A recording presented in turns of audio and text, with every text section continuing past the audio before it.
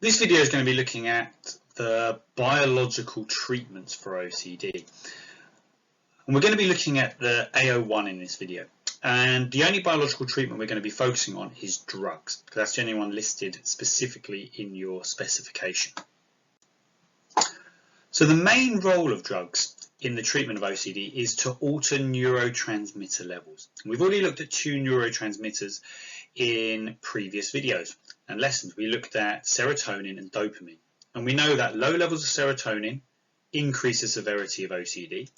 And we also know that high levels of dopamine increase the severity of OCD. So what drugs aim to do is to change the levels of neurotransmitters. So if low levels are shown to increase OCD, we want to increase the levels of serotonin. If high levels of dopamine are causing OCD, then we want to decrease the levels of dopamine. So the overall impact and the overall role of drugs in the treatment of OCD is to alter these neurotransmitters, to alter the number and amount of the chemicals in the brain that are causing OCD. This diagram here shows a synapse in the brain. So this is what happens every single time an impulse occurs or a message is sent across your brain. So the impulse will arrive, comes down here, comes down your presynaptic cell, and it arrives at the synapse. The synapse is this little gap here. And the message needs to be passed across the synapse. And in order to do that, we need neurotransmitters. The neurotransmitters transmit the message across the synapse. And these little red dots are serotonin. Okay, all these little red dots that you see are serotonin. And these are one of the main neurotransmitters that transmit the impulse across the synapse. So, impulse comes across, your serotonin moves across and lands on one of these receptors. As soon as it lands on one of these receptors, the message and impulse can continue across the brain. So this lands on, message continues to pass across. As soon as the serotonin has landed on there and the impulse has been passed across, the serotonin gets reabsorbed by the presynaptic cell. So it moves back into the synapse and gets reabsorbed back up here and broken down to be used again. So that's what happens in a normal person.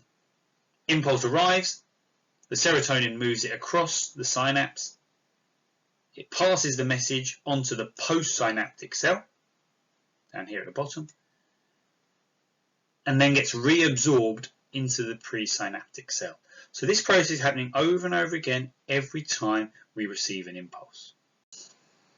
So one of the main drugs used in the treatment of OCD are called SSRIs, and these were originally antidepressants. So some of you may have heard of the drug Prozac. That is an example of an SSRI. And SSRIs weren't developed in order to treat OCD. Originally they were antidepressants, and it was just as a coincidence that they found that it could also be used to treat OCD symptoms. And it stands for selective serotonin reuptake inhibitor. So it's SSRI. It's all about preventing the reuptake of serotonin. So it stops serotonin being reabsorbed and taken back into the presynaptic cell or the presynaptic membrane. It prevents that from occurring, and that increases the levels of serotonin inside the synapse. And due to these increased levels, that makes up for the low levels of serotonin in the brain that are causing OCD. So it's all about increasing the levels of serotonin, stopping it being broken down, stopping it being reabsorbed, and increasing the levels of serotonin in the brain. And if we increase the levels of serotonin, we decrease the severity of our OCD symptoms. This diagram will attempt to explain how SSRIs actually work in preventing OCD. So, as normal, we've got our presynaptic membrane here and our postsynaptic membrane down here at the bottom. So our brain sends an impulse. It arrives at the synapse. It comes down here.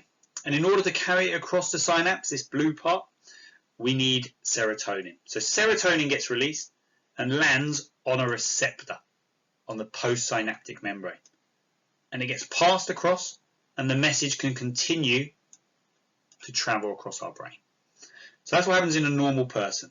And then remember what we said, as soon as that happens, serotonin gets released down here at the bottom and is attempted to be reabsorbed by the presynaptic cell. Because the presynaptic cell needs as much serotonin as it can in case another impulse arrives. However, SSRIs stop this from occurring. You can see here, they cannot be reabsorbed. Serotonin, or the SSRIs, stop serotonin being reabsorbed back into the presynaptic cell. So all the serotonin that are now inside the synapse start to increase. It's not being broken down, it's not being reabsorbed, it starts to increase inside the synapse. So you get all these little serotonins increasing and increasing because they're not being reabsorbed. And that's how SSRIs work. It's all about increasing the levels of serotonin that are in our synapse. And because they're increasing, our OCD symptoms decrease. SSRIs are usually used in conjunction with psychological treatments such as CBT or cognitive behavioural therapy. And the reason for this is most people who have OCD without the use of drugs have really high levels of anxiety, so they don't want to go to therapy sessions and they can't engage in them because of this overwhelming anxiety. However, once they're on drugs like SSRIs, people become a lot calmer and a lot less anxious because those emotional feelings, that anxiety, has decreased. As their serotonin levels in the synapses start to increase, their anxiety and obsessions, compulsions and OCD start to decrease. And this means that people are able to take part in therapy sessions. And that's usually shown to be exceptionally effective when you can combine drug treatments with psychological treatments. So the drugs deal with the symptoms of the anxiety, and then the therapy can deal with the real cause of the anxiety and OCD itself. How do you actually take SSRIs? What dosages? How much should people really be taking? Usually it takes about 3 to 4 months to see an impact, to see any changes in the severity of someone's OCD. And if it's not effective after 4 months, there's two different things you can do. You can increase the amount of SSRIs being given, increase the dosage, or people can try a range of different drugs. And there are two main other drugs that have been used with OCD patients. The first are tricyclics. This was the first antidepressant used. So SSRIs came after this. And tricyclics do the exact same job. They work on serotonin levels in the brain. However, they have an awful amount of side effects. There'll be headaches, hallucinations, vomiting, nausea, insomnia as a result. And also you've got SNRIs. So SNRIs work on increasing serotonin levels, but also noradrenaline levels. So it's a drug that works on two different neurotransmitters, serotonin and noradrenaline. And that's been shown to be as effective as SSRIs. If we have a quick recap then on what you'd want to include in an answer that looks at the explanation of drugs treatments for OCD, you need to be talking about SSRIs and that they prevent the reabsorption and breakdown of serotonin. And as those serotonin levels start to increase in the brain, OCD symptoms start to decrease. And there are other drugs available. We've got tricyclics, we've got SNRIs that work on different types of neurotransmitters. Works on serotonin and noradrenaline. Tricyclics, remember, focus on the same thing. It focuses on serotonin, however has a lot worse side effects.